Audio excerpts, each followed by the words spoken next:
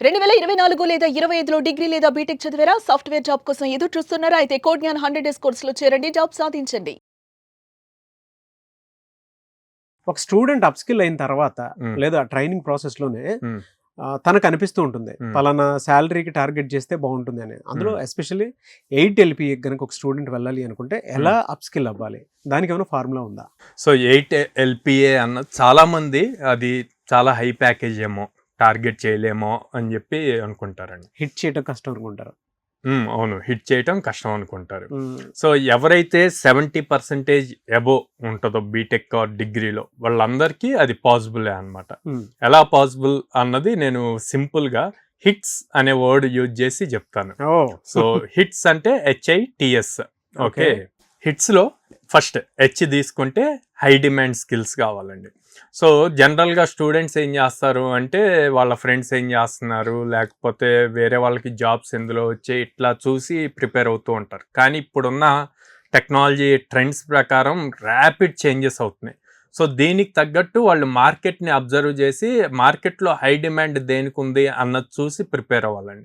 As a ఫ్రెషర్గా full stack programs prepare అవ్వచ్చు and DSA prepare అవ్వాలి, data structures and algorithms. So ఇలాగ ఎప్పుడైతే హై డిమాండ్ వాటి మీద చేస్తారో వాటిల్లో ఉన్న పర్టికులర్ లాజికల్ థింగ్స్ మీద ఎక్కువగా ఫోకస్ చేస్తే ఈజీ అవుతుంది. ఓకే, నెక్స్ట్ ఐ వచ్చేసి ఇండస్ట్రీ ఎక్స్పోజర్. ఓకే, సో ఈడ స్కిల్ నేర్చుకున్నాం, ఫుల్ స్టాక్ అని డిసైడ్ అయ్యారు, అదే హై డిమాండ్ ఉంది మార్కెట్లో, ఫుల్ స్టాక్ అని డిసైడ్ అయ్యారు. కానీ ఇండస్ట్రీ ఎక్స్పోజర్ కావాలి. ఏ టైప్ ఆఫ్ ఇండస్ట్రీస్లో ఏ టైప్ ఆఫ్ జాబ్స్ ఉంటాయి అన్నది చాలా ఇంపార్టెంట్ అనమాట. మనకి ఇప్పుడు సాఫ్ట్వేర్లో తీసుకుంటే MNCs ఉంటాయి, మిడ్ సైజ్ కంపెనీస్ ఉంటాయి, స్టార్టప్స్ ఉంటాయి. మళ్ళీ వీటిల్లోనే ప్రొడక్ట్ బేస్డ్ కంపెనీస్ ఉంటాయి, సర్వీస్ బేస్డ్ కంపెనీస్ ఉంటాయి. ఓకే, ఈ ప్రొడక్ట్ బేస్డ్ కంపెనీస్లో, సర్వీస్ బేస్డ్ కంపెనీలో అసలు ఫుల్ స్టాక్ డెవలపర్ రోల్స్ ఏంటి అన్నవి చూసుకోవటం చాలా ఇంపార్టెంట్. అలాగా ఇండస్ట్రీ లెవెల్లో ఏం యూజ్ చేస్తున్నారు అన్నది తెలుసుకోవటం కూడా ఇంపార్టెంట్ అనమాట. Next okay, top notch skills అనమాట. సో స్కిల్స్ని షార్పన్ చేయాలి. ఏంటి, ఆల్రెడీ మీరు రీసెర్చ్ చేశారు, ఇండస్ట్రీ ఎక్స్పోజర్ ఏమున్నాయో అది తెలుసుకున్నారు. ఓకే, ఇప్పుడు ఆ స్కిల్స్కి సంబంధించి కమ్యూనికేషన్ స్కిల్స్ అంటే మీరు ఎక్స్ప్రెస్ చేయగలగాలి కదా. ఓకే, మీరు ఇంటర్వ్యూకి వెళ్ళినప్పుడు మీకు ఉన్న స్కిల్ని ఎంత నీట్గా ఒక స్టోరీ లెవెల్లో చెప్పగలగాలి. అలా చెప్పాలి అంటే కమ్యూనికేషన్ స్కిల్స్ ఇంపార్టెంట్. ప్రతి కంపెనీకి, ఐటీ ఇండస్ట్రీలో ప్రతి కంపెనీకి కామన్ లాంగ్వేజ్ ఏంటి అంటే ఇంగ్లీష్. సో ఆ ఇంగ్లీష్లో ఎంత బాగా మీరు చెప్పగలరు అన్నది ఇంపార్టెంట్. అండ్ ఎంత లెవెల్లో మీరు ప్రాజెక్ట్స్ చేశారు అన్నది కూడా ఇంపార్టెంట్ అనమాట. ఆ ప్రాజెక్ట్స్ చేసినప్పుడు మీకు ప్రాక్టికల్ నాలెడ్జ్ అన్నది వస్తుంది. సో దీన్ని బేస్ చేసుకొని మనకి నెక్స్ట్ ఉన్నది okay, strategy and reskilling. Okay, ఈ స్ట్రాటజీ అండ్ రీస్కిల్లింగ్ అని ఎందుకన్నా అంటే ఆల్రెడీ వీళ్ళు వెళ్ళి ఇంటర్వ్యూస్ అటెంప్ట్ చేస్తారు, ఆ కమ్యూనికేషన్ స్కిల్స్ ఇంప్లిమెంట్ చేస్తారు, వాళ్ళు చేసిన ప్రాజెక్ట్స్ ఎక్స్ప్లెయిన్ చేస్తారు. చేసినప్పుడు ఇంటర్వ్యూర్ మళ్ళీ కొత్త క్వశ్చన్స్ అడిగినప్పుడు ఒకవేళ వీళ్ళు ఇంటర్వ్యూలో ఫెయిల్ అయితే కనుక ఈ రీస్ట్రాటజీ చేయగలగాలి. ఓకే, ఉన్న స్ట్రాటజీని మళ్ళీ రీస్ట్రాటజీ చేసుకుంటూ సో ఏం చేంజెస్ చేయాలి, ఇంకా ఇన్డెప్త్గా మనం ఏం నేర్చుకోవాలి అన్నది ఇంపార్టెంట్.